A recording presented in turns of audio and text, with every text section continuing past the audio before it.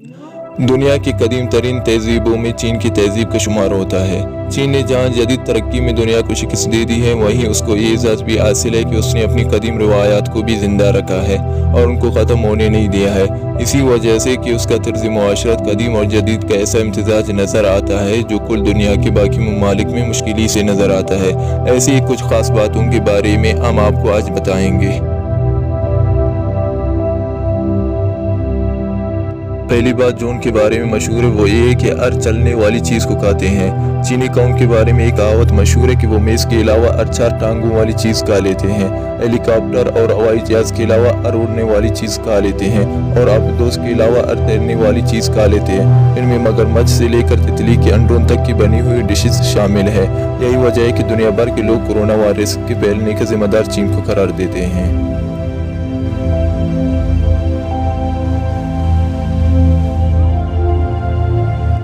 दूसरी बात जो चीनी कौम में पाई जाती है वो ये है कि सालगिरह के मौके पर केक की बजाय नूडल्स पेश करते हैं। नूडल्स चीन के अंदर खाई जाने वाली ग़ज़ा में सबसे अहम है। ये लोग सुबह के नाश्ते से लेकर रात के खाने तक हर वक्त और हर जगह और हर चीज़ के साथ नूडल्स खा सकते हैं। ख़ास तौर पर सालगिरह के मौके पर ख़ास किस्म के नूडल्स बनाई जाती हैं जो कि कई फीट लंबी होती है और उनको प्याले में डालकर शुरू किया जाता है। इन नूडल्स की लंबाई तवील उम्री को ज़ाहिर करती है।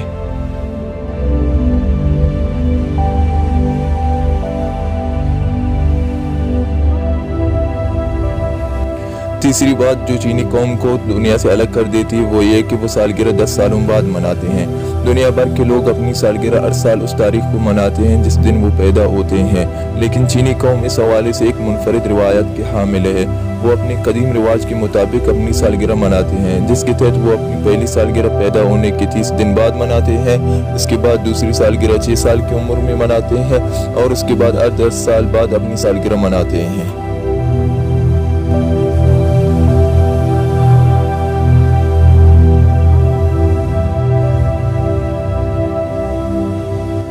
चौथी बात जो सिर्फ चीनी कौम में पाई जाती है वो ये है कि वो जानवरों को मुलाजिमत दे देते हैं। चीनी कौम दुनिया की वो वाहिद कौम है जहाँ की पुलिस में बदअखी भी शामिल होती हैं, जो रात भर गश्त करती हैं और चोरों को देखकर शोर मचाकर उनको पकड़वा देती हैं। जबकि इसी तरह चीन के अंदर 10,000 कबूतर फौज में बरतती हैं जिनका काम पैगाम रसानी होता है और उनको ख़ास तौर पर इसकी तरबियत भी दी जाती है।